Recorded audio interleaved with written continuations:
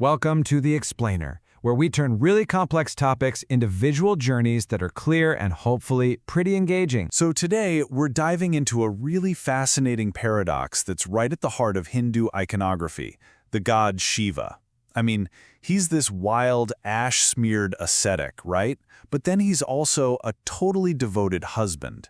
He's a terrifying destroyer, but at the same time, a calm, serene teacher. So how can all of these contradictions exist in just one deity? To get to the bottom of this, we're going to crack open a classic from 1914, T.A. Gopinath Rao's Elements of Hindu Iconography. It's a really deep scholarly work, for sure, but it's also packed with the keys we need to unlock Shiva's complexity. All right, let's get into it.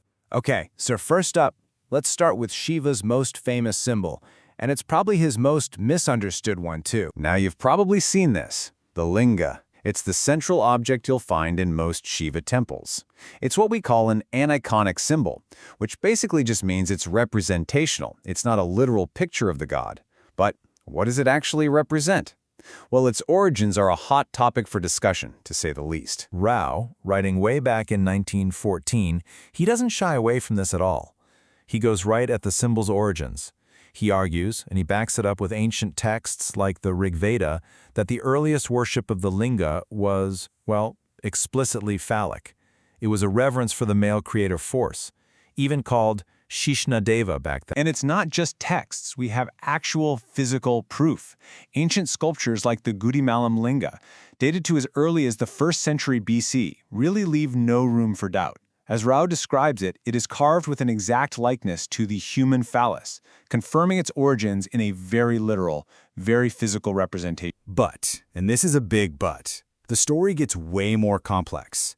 Over centuries, the meaning of the linga totally evolved. It went from being this literal symbol of fertility to something way more philosophical and profound.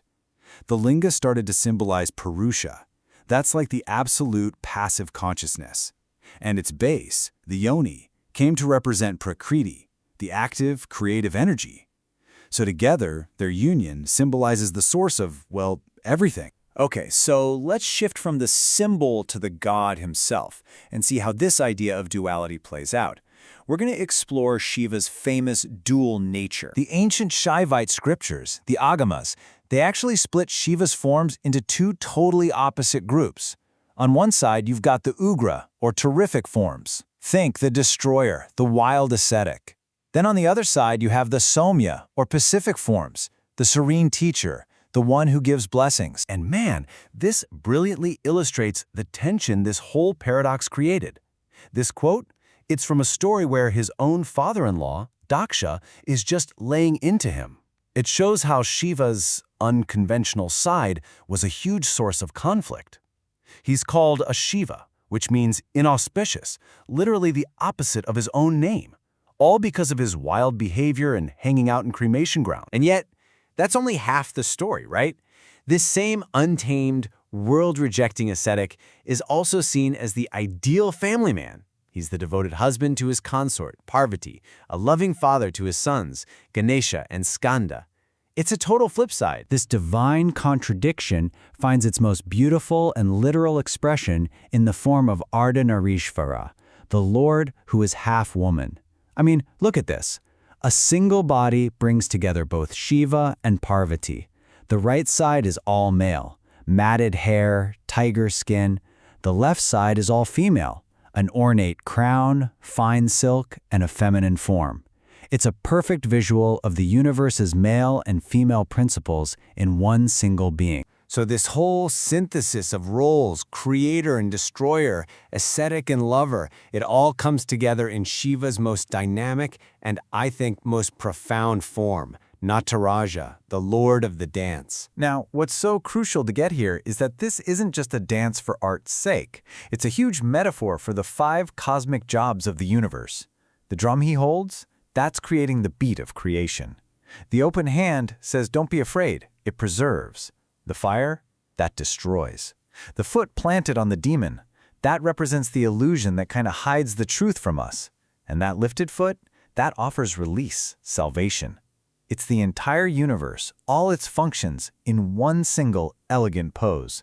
Incredible. And listen, this isn't some modern New Age take. Scholars like Ananda Kumar Swami, who Rao quotes, saw the Nataraja as one of the most powerful symbols ever created, a perfect fusion of religion, art, and even science. So, where does that leave us?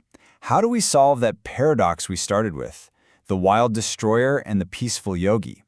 Well, the answer, as we've been seeing, isn't about choosing one over the other. It's about embracing the synthesis of all of it. And this push for synthesis, it doesn't just stop with Shiva's own forms. Later on, the Puranic texts actually tried to bring together the great gods Shiva and Vishnu, who were often seen as rivals. These texts say they are one in principle, just two faces of a single ultimate reality. So to love one is to love the other. You even see images like the Harihara, which is half Vishnu and half Shiva, embodying this very idea. So what's the big takeaway from all this? It's that Shiva's complexity is the point. His contradictory nature isn't a bug, it's the main feature. He represents a complete vision of the cosmos. He's got creation and destruction, darkness and light, being an ascetic and living in the world, male and female, all of it as part of one unified whole. And that leaves us with something to really chew on. If one deity can hold all of these paradoxes, the creative and the destructive, the ascetic and the worldly, what does that tell us about the nature of the divine itself? Maybe the whole point isn't to find some simple, neat definition, but to see the divine as a mirror, reflecting the profound, complex, and often contradictory nature of reality itself.